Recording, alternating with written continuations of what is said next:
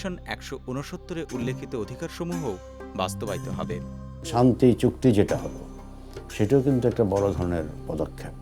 এবং শান্তি চুক্তিতে যে মানে কথাগুলি বলা হয়েছে সেখানে কোনো ডিসক্রিমিনেশন নেই। পার্বত্য চট্টগ্রাম চুক্তি যে অধিকারগুলো দেওয়া আছে সেই অধিকারগুলোর সাথে ILO 107-এর মধ্যে যে আদিবাসী এবং ট্রাইবেলদের যে অধিকারের কথা বলা হয়েছে সেখানে সাদৃশ্য থাকলেও চুক্তি বাস্তবায়িত না হওয়ার কারণে আমরা বলতে পারি না যে 107 কনভেনশন অনুযায়ী বাংলাদেশ সরকার পার্বত্য অঞ্চলে আদিবাসীদের অধিকার প্রদানের ক্ষেত্রে কোনো কার্যকর পদক্ষেপ গ্রহণ করেছে।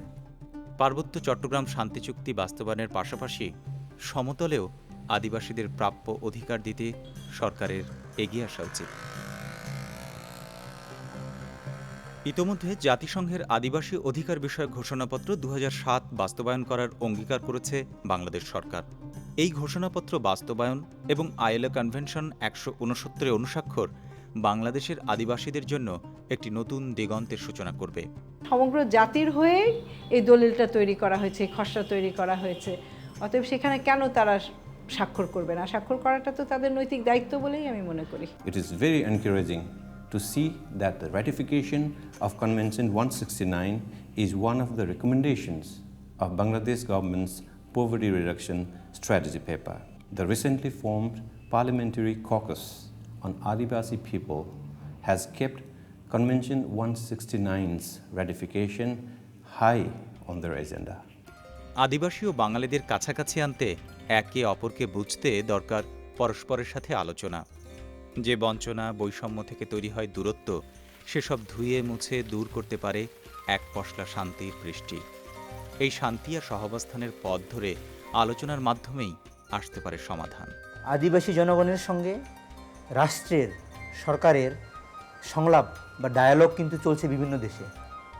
আমাদের এখানে ওই রকম আলাপ আলোচনা বা সংলাপ রাষ্ট্র এবং আদিবাসী এটি হয় নাই। সম্পদের ঘাটতি থাকতে পারে যে কোনো দেশে, কিন্তু অধিকারের ঘাটতি থাকতে পারে না। সুতরাং ওই দৃষ্টিভঙ্গির যদি আমরা যথাযথ পরিবর্তন করতে পারি সচেতনতা বৃদ্ধির মাধ্যমে, তাহলে মনে হয় আমরা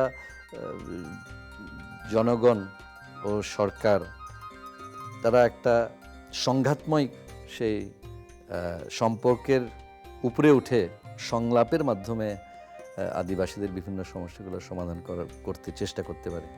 বঞ্চনা, বৈষম্য আর উপেক্ষার ইতিহাস বহু পুরনো। আগের প্রায় সব সরকারের কাছেই তাদের পাওয়ার হিসেবটা মোটেও দীর্ঘ নয়। আদিবাসীরা আর সেসব দিনের কথা ভাবতে চায় না। সেসব দুর্দিনের কালো মেঘ কেটে সুনীল আকাশের স্বপ্ন দেখে তারা। আদিবাসীরা চায় সমস্যার এসব করাল বেড়াজাল থেকে উকি দেবে নতুন সম্ভাবনা। দেখা যাবে শান্তি আর সমৃদ্ধির হাস্যোজ্জ্বল মুখচ্ছবি। এই শান্তি আর স্বাচ্ছন্দ্যের জন্য দরকার নিজেদের অধিকার প্রতিষ্ঠা করা, একতাবদ্ধ হওয়া। সমতল বা পাহাড়ের কোল থেকে একতার প্রতিধ্বনি দিয়ে বিশেষ সংস্কৃতি আর ঐতিহ্যের ধারক এসব আদিবাসীরা যদি একত্রিত হয়, তবে তা বাংলাদেশের বৈচিত্র্য ও সমৃদ্ধিতে গুরুত্বপূর্ণ অবদান রাখবে।